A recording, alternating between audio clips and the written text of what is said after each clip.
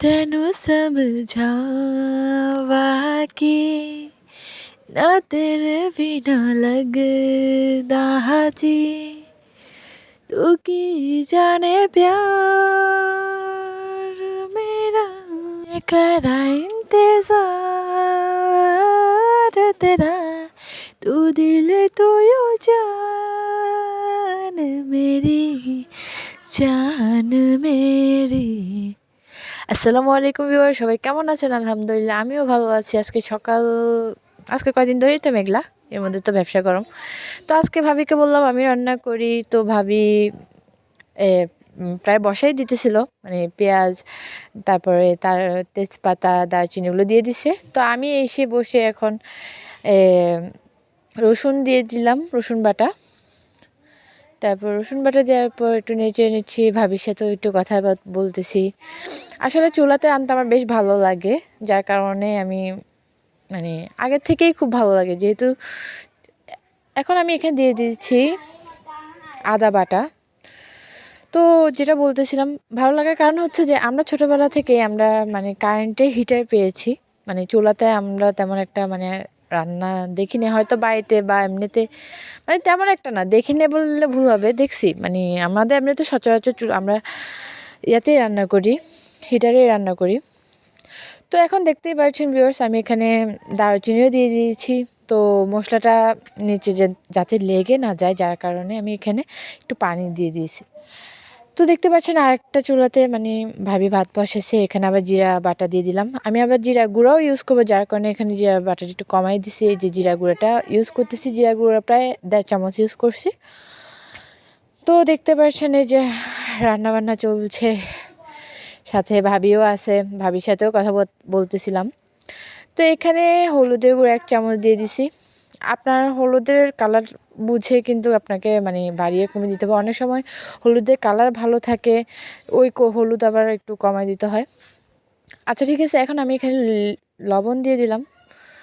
লবণ দেওয়ার পর যেহেতু চুলায় আর আগুন তো অনেক ধাও ধাও করে জ্বলছে যেমনটা মানুষের মনে মাঝে মধ্যে জ্বলে সেরকম।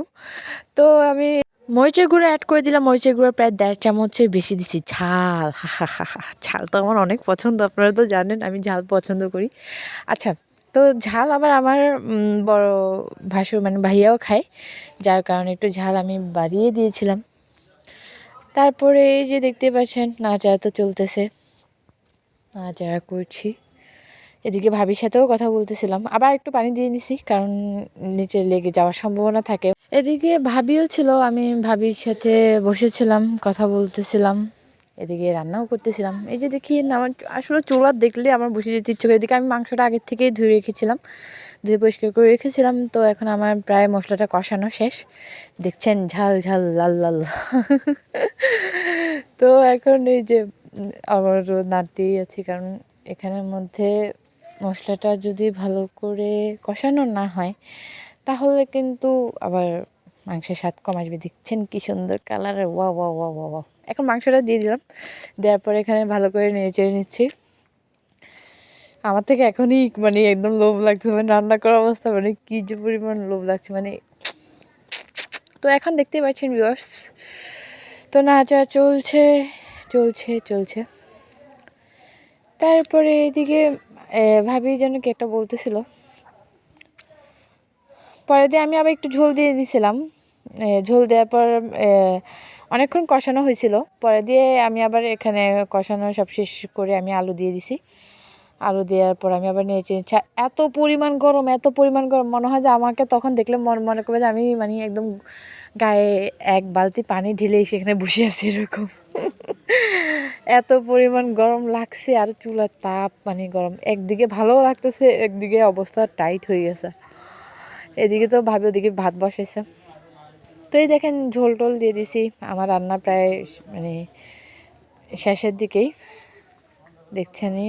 আর আলু তো জানেন আমরা সবাই আলুখোর, আলু তো থাকবেই মাস্ট আমাদের। তো এই যে আমাদের রান্না প্রায় শেষের দিকে, এখন ভাবি এই তো আমাদের রান্না প্রায় শেষ, এখন ভাবি এটা একটু হালকা গরম করে নিচ্ছে। তো ভিউয়ার্স সবাই ভালো থাকবেন, সুস্থ থাকবেন, আমাদের জন্য দোয়া করবেন। আমরাও আপনাদের জন্য দোয়া করি। আল্লাহ হাফেজ, আসসালামু আলাইকুম।